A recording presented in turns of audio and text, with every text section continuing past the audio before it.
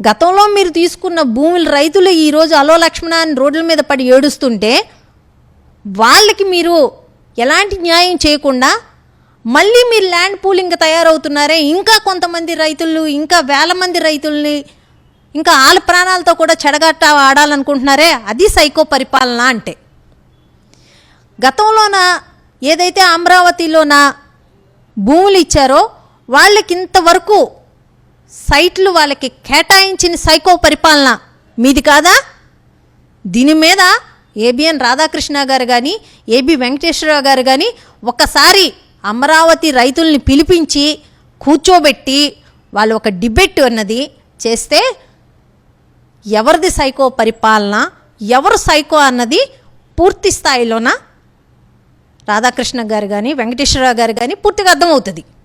అంతేగాని మనం ఏదో 4 మన ఛానల్ పెట్టుకొని మన డబ్బా మనమే కొట్టేసుకొని మన దరువు మనమే కొట్టేసుకుంటే ప్రజలు నమ్మే పరిస్థితుల్లో లేరు. పూర్తిగా ఆంధ్ర రాష్ట్రంలోన 18 నెలల కాలంలోన కూటమి నాయకులు పూర్తిగా వైఫల్యం చెందారు. పూర్తిగా సైకో పరిపాలన కొనసాగుతుంది. పూర్తిగా కల్తీ మద్యము, గంజాయి ఏర్లై పారుతున్నాయి.